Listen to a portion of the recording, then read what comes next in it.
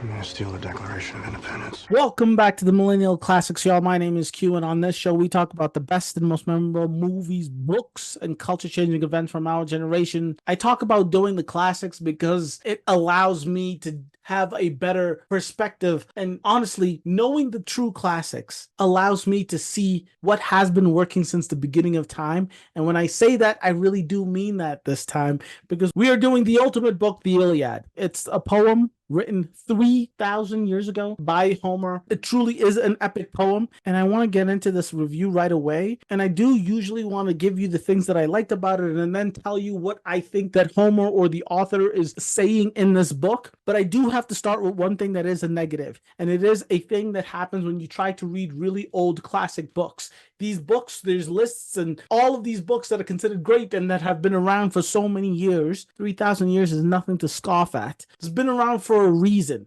So it really makes me want to read through these great books, these true classics, but it's very difficult. It took me a really long time to get into this book. In fact, I started and stopped and then started and stopped. And then I did what I was told would help make this book better. Look, I got a children's book of the Iliad. I know this might seem a little silly to folks. I read this to the little man while I was trying to understand what was happening in the actual poem. I got a children's version of the Iliad, number one. And then number two, I just actually read through the Wikipedia of the Iliad. So it told you, yes, spoilers throughout the entire thing, but that's not what you're reading the book for. You're trying to understand the process in which these things are spoiled, the process in which these characters are doing all of this crazy epic shit. But that was necessary for me to, number one, understand the actual book, because it was with all of these names. And it's the names that fucking killed me. There are so many names.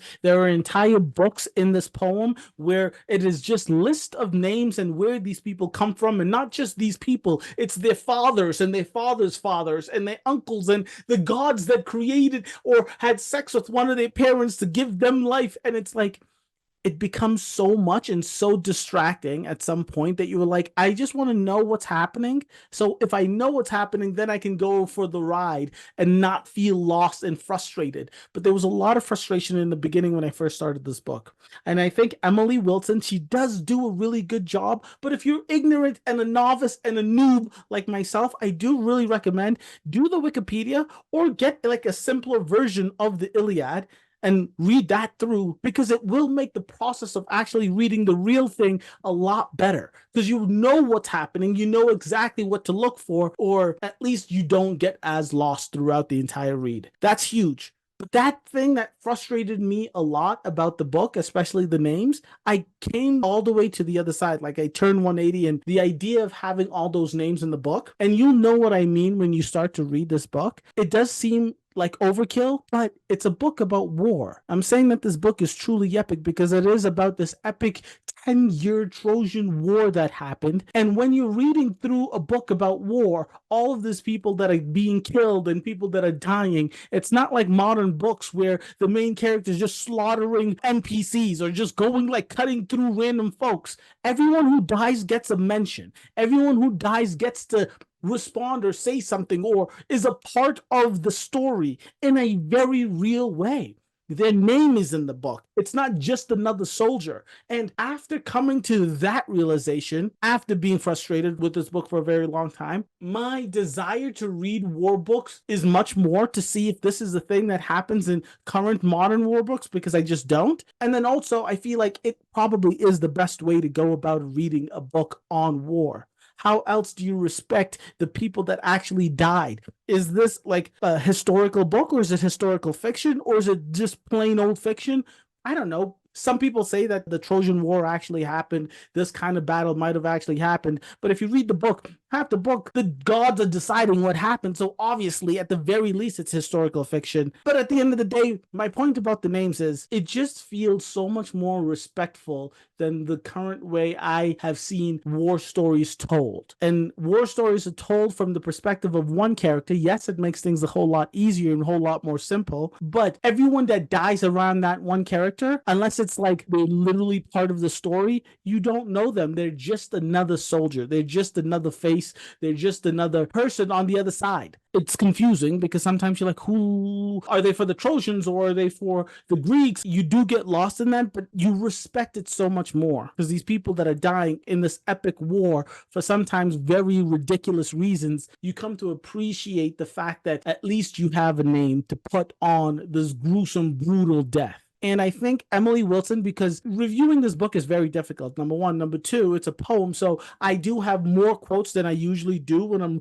reviewing books because it's just so beautifully done. And I have to give credit to Emily Wilson for that. But just to put the cherry on top of my idea of how epic and crazy this war is and how brutal it is and how I want to respect the folks that died in the making of the story, which sounds crazy, but when you hear these names and how these people die, you'll understand how I feel. Anyways, Emily Wilson, in the beginning of the book, in the introduction, before the even story begins, she explains what her goal was when doing the translation of Homer. Quote, "You already know the story. You will die.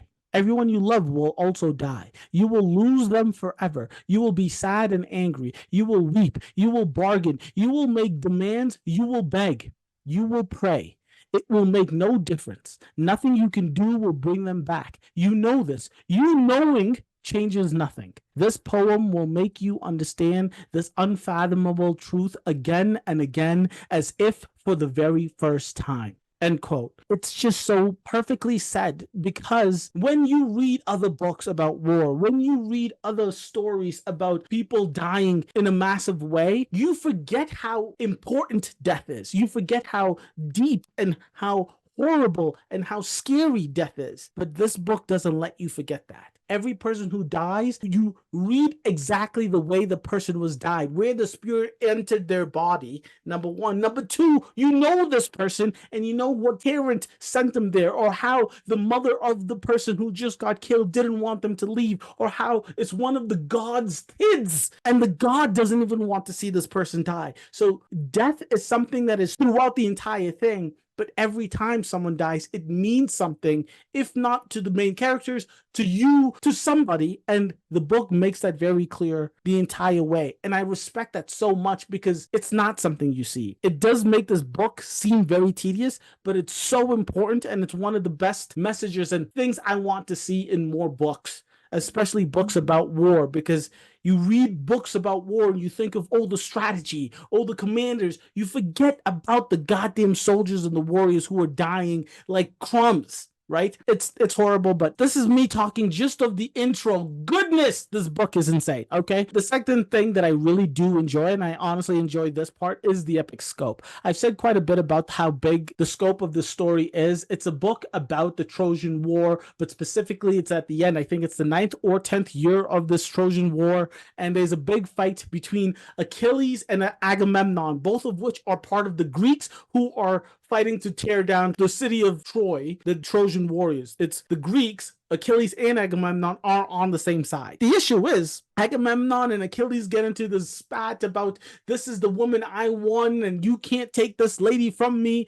The way they talk about women in this book, for a modern reader, your instinct wants to be like they have no say and it sucks to be a woman. But you also, on that flip side, have to understand this entire war started because a woman's feelings were hurt. The initiation, the epicness of this book began because the three pretty goddesses wanted one of these human beings to pick who the prettiest one was, and because the human being Paris picked one of the goddesses, the other two was really mad and like, we're going to start a war. This is the epicness of the story, right?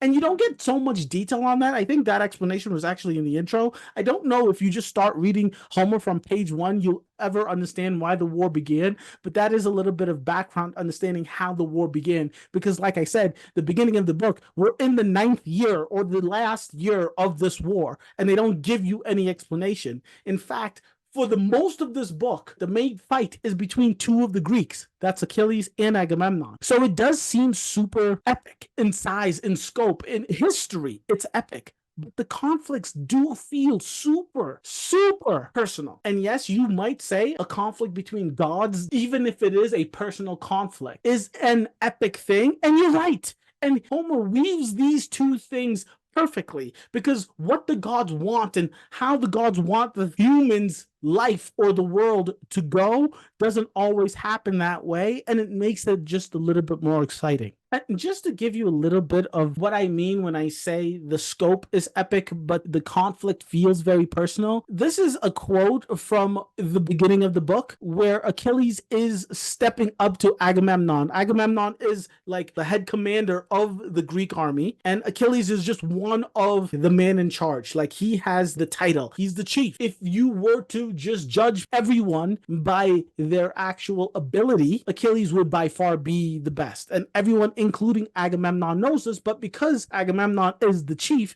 he decides to take one of the women that Achilles won in a previous battle throughout this war. And now Achilles is really pissed, and his response to Agamemnon is, and I quote, "You dog face. Drunk and heavy with your wine, you had the heart and courage of a deer. You never dared to put your armor on and march to battle with the common troops or join the finest fighters on a raid. That seems like death to you. You much prefer to saunter through the mighty Greek encampment and steal from any man who speaks against you. Hannibal King, you eat your people up." And when you read this poem, you feel the anger and the angst in Achilles when he's saying this to Agamemnon. He goes on this much longer soliloquy about how he has given his body and his life and effort and bled for your army, Agamemnon. But at the end of the day, just because you don't want your pride to be hurt, you want to take something that I won. Bullshit. Straight bullshit. And because of this fight, Achilles decides to set out. I am definitely on Achilles' side in the beginning, but once you get into the actual war and you see how many of the Greeks are dying and how intense it can be and how great Achilles is at the end of the book, you do feel like you can't let your ego allow you to watch all of your people die this way. But this entire book, that's what it's about. It's about honor. It's about what is the virtuous thing to do when someone is attacking you that is on your team, right? How do you go about rectifying that conflict? Another big reason I really enjoyed this book was because of the complexities of Achilles, of Hector, of the other warriors in this book. Achilles, Agamemnon, Hector, those are probably the big three. And then everybody else is like a side main character. And then there'll be names of these warriors that I think most people know, like Ajax and Odysseus, obviously.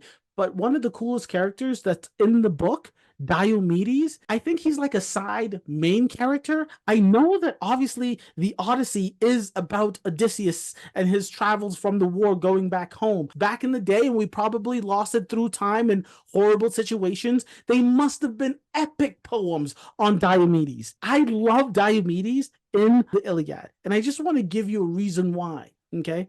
The dude hurt one of the deathless gods. He used his spear to pierce one of the deathless gods. Let me read you the quote, and you tell me if he's not the greatest warrior on the Greeks, if not in the entire Iliad. Diomedes, son of valiant Tydeus, chasing after one of the gods, pushed through the mass of warriors and reached her, then leapt and hurled his sharp spear at the goddess, wounding her delicate soft wrist. The weapon pierced through the immortal fabric of her dress, which had been woven for her by the Graces, and cut her skin just underneath her palm. Her deathless blood poured out, not blood, but ichor, the liquid that flows through the blessed gods. You never see ichor again in this entire story. The one man that stood up to a god and fought a god is Diomedes. There has to be a book like the Odyssey for Diomedes. He just seems so fucking cool in the book. His surname, his call name is Diomedes the Valiant, son of Tydeus. Diomedes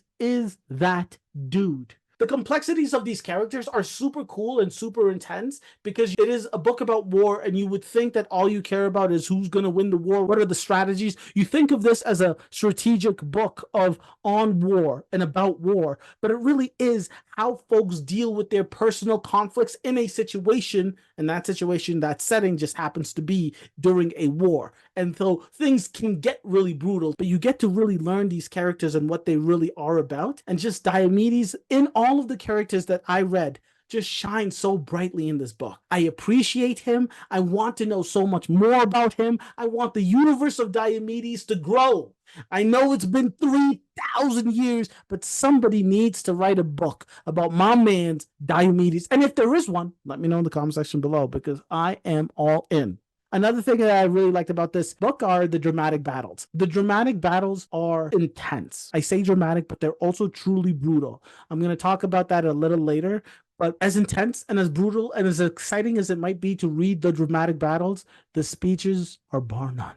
The speeches, that's what the poetry is. And I just want to give you an example of one of those speeches. And it is when Hector is really pushing the Greeks back. So the Greeks are always coming to the front of Troy. The Trojans have this big wall so no one can enter. And then the Trojans come out right outside the front door and they fight right out front of Troy. That's what in my head I assume is happening. But then Hector's like, F that, we're going after the Greeks. We're going to push them onto their ships. We're going to burn these ships and I'm going to get what is mine. Ajax, one of the Greeks, is yelling at Hector, you ain't got it. And this is Hector's response in the heat of battle. Ajax, you are such a peasant. Your words are always wrong. A stupid speech. If only I could be a son of Zeus, the god who bears the goat skin. And if only the queen of heaven, Hera, were my mother. And all my life I could receive such glory as great Athena and Apollo have. As surely as this very day will bring trouble for all the Greeks, especially you. Among your people, you will die today. If you are brave enough to stand and face my long spear,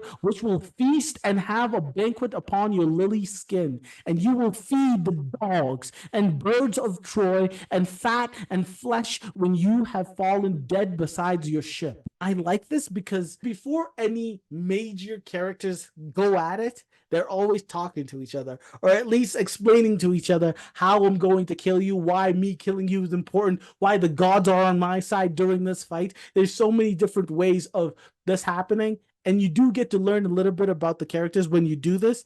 Ajax is described in the book as this humongous beast of a human being. So the fact that Hector is talking to Ajax and saying, if only the gods were on my side, I would tear you apart. And even though the gods right now aren't picking between you and I promise you I will kill you. It's that bravado. It's that confidence. It's just the honor that is necessary when you are in this war. You would only dream of a war where people get to fight each other face to face and it's not like bombs from fucking airplanes and such. But we can imagine that that's what it was back then. And obviously it wasn't. People weren't having speeches in the middle of war. You'd get your head cut off. But it's so beautiful to imagine. And the speeches that they do make in this fantasy of this war that probably didn't happen just makes my heart sink. Because it's the essence of what any man in any war would say to their opponent. And it's wonderfully done.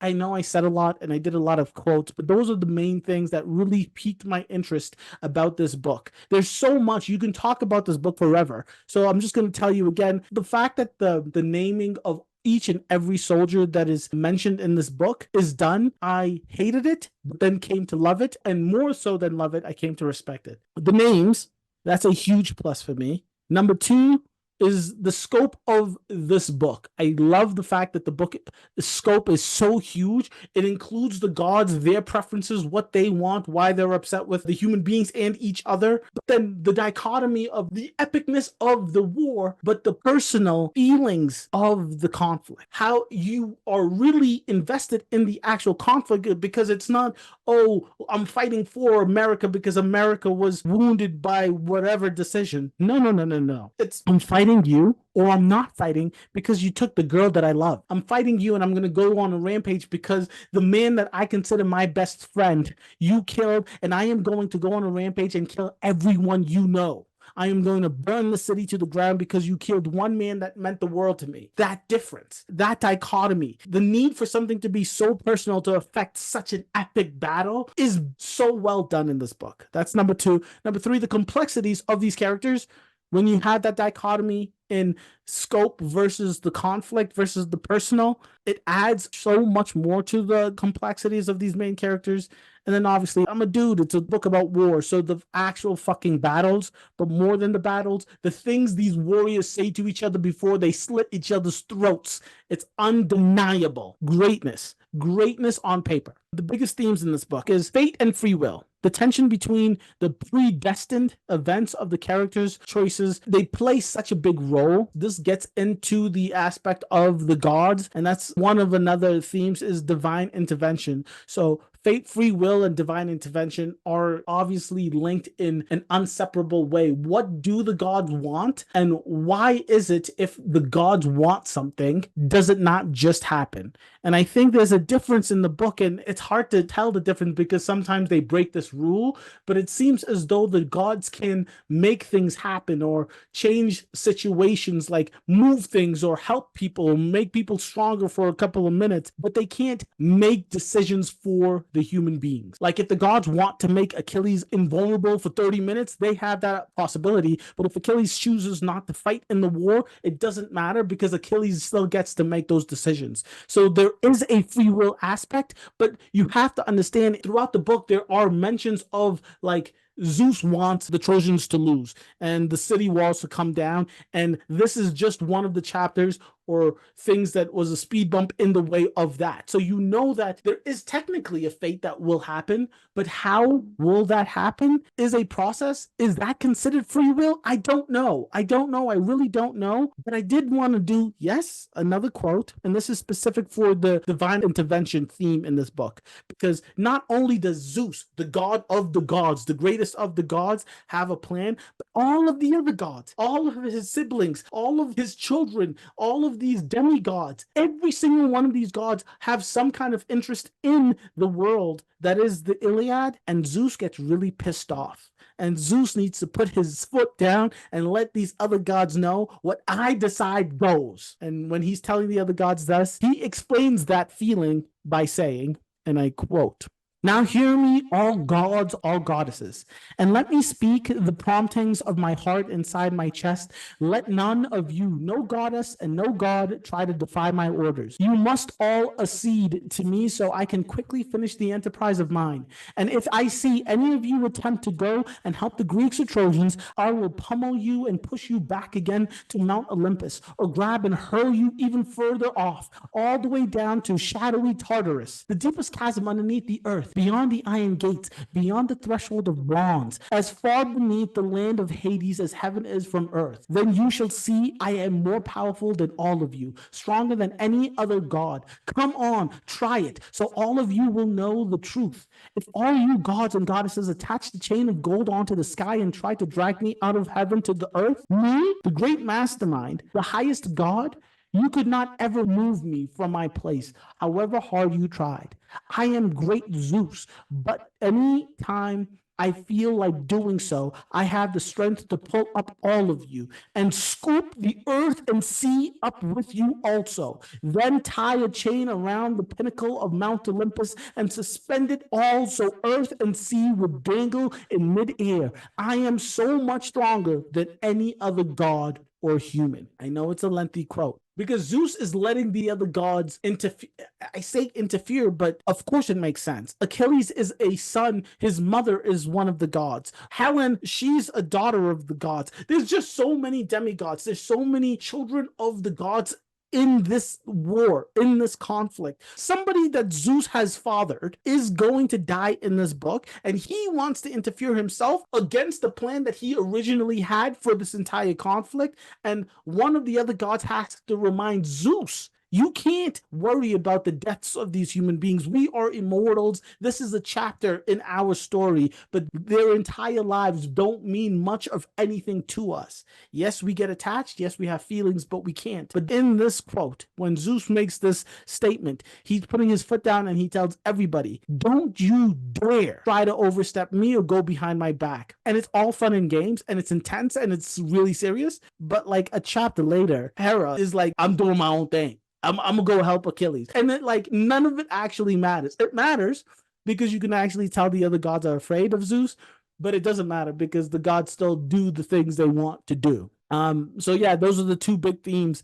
The only other thing that I needed to mention, I said I was going to talk about the brutality, what it means to be a mortal in this universe, in the world of the Iliad, where the gods are immortal and are using the human beings as pawns. And sometimes they do get so involved where their feelings are hurt. Sometimes they do get so involved where they're going behind another god's back to help one of the human beings. Things do get intense, but it's an actual war and shit is truly, truly brutal. But in a war where things are brutal, where gods are playing with these human beings as chess pieces, when all of this is happening, you still have to remember this is a time where all that matters is glory and honor. The entire story of Achilles is, yes, his honor is taken a blow when Agamemnon takes the woman that he won throughout war, but he still wants glory. He is given the option, Achilles, you can go home. If you don't want to fight for Agamemnon, you go home, live a long life, and you can die in the fields as an old man with your wife and children. You have that option. Or you have the option for glory. You can stay and you can fight. Once Achilles begins his rampage because his best friend, his partner in crime in the Iliad is killed, Patroclus, he goes on this insane rampage. And during this rampage, there's a man that tries to beg for his life and tells Achilles, please don't kill me. And Achilles says, absolutely not. I'm going to fuck you up. And he fucks him up real brutally. Let me read you the quote. This is the person speaking to Achilles, begging for his life. Soon you will cause more pain to me as well. I do not think I will escape your hands now. I do not think I will escape your hands. Now divinity has brought me here. But I will say one final thing to you. Consider this. I beg you, do not kill me, because I did not share a room with Hector, who killed your friend, who was both strong and kind. This was the plea of Priam's noble son. The answer he received was far from gentle. This is Achilles. Fool! Do not talk to me of ransom. Hush! Before Patroclus died and met his fate, I was a little more inclined to spare the Trojans. I took many of them prisoner and sold them off alive as slaves. But now, no Trojan will escape from death. Whenever a god casts one of you into my hands in front of Troy, especially sons of Priam, so die, my friend. Why are you so upset? Patroclus has already died as well, and he was far superior to you. Do you not see how tall and fine I am? My father was a noble, handsome man. My mother was a goddess. Even so, death and strong destiny will come for me. And there will be some dawn or noon or evening when somebody will take away my life in battle with a spear throw or an arrow. At this, his victim's heart and body sank. He dropped the spear, knelt down, spread out his arms, and then Achilles drew his sharpened sword and struck his neck above the collarbone and drove the two-edged blade in all the way. He lay stretched out face down upon the ground. Black blood dripped out of him and wet the earth. Achilles grabbed him by his foot and threw him into the river to be swept away, and triumphed over him with these winged words. Lie there among the fishes, who will lick blood from your wound. They will not care for you. Your mother will not lay you on a bier or offer ritual cries or grief for you. Instead, Scamander's eddying streams will bring you down to the sea's broad lap. A fish will leap beneath the darkening ripples through the waves to eat Lycaon's bright white shining fat. Die, all you Trojans, all of you must die until I reach the holy town of Troy, and you will run. I will be behind you, slashing and slaying. You will get no help from this fair river with its silver streams, to whom you sacrifice so many bulls and horses cast alive into the currents. Despite all that, you Trojans have to die by dreadful deaths until you have repaid the slaughter of Patroclus and the ruin you brought upon the other Greeks you killed besides the swift Greek ships while I was gone. Again, very long quote, but I think this is Achilles putting so much of what I've been talking about throughout the book, throughout this review together. Okay. Number one, yes, he's talking about the glory and honor, the main theme that made me want to pick this quote. There is some glory in going through this rampage and killing as many Trojans as possible. But where is the honor, right? Is it honorable to beg for your life in the middle of war when you know you have no choice but to die? I think not. And then Achilles goes one step further. He asks him, do you think you're better than Patroclus, my best friend, the reason I'm on this rampage? Do you think you're better than me? Because I'm going to die. We know, Achilles knows for a fact, if he stays and fights in the war, he will die in the war. So him staying, him doing what he's doing right now, is saying, I want the honorable death. I don't want the happy, stress-free, long life. I want to die with honor in blades of glory, right? He wants the hard way. He wants the hard path. Is it too much? Does he go on a crazy rampage and does it become not honorable? No, no. There's no way of saying that it does, because it is war. And everyone involved knows exactly what's happening. So for you to fight and then beg when you know you're about to die, that is the less honorable thing. The reason I like to do reviews with other folks is because I really want to know what other people think when I do read these books, especially books like this that have been around for so long. I want you guys to help me understand this book, please. In the comment section below, let me know, what am I missing? Are there bigger themes that I just went right over my head? Am I seeing these ideas played out entirely backwards? So help me understand Homer. Help me understand the Iliad. And definitely in the comment section below, if you guys know of any books, any stories about my main man, Diomedes, let me know. Catch you in the flip. Deuces.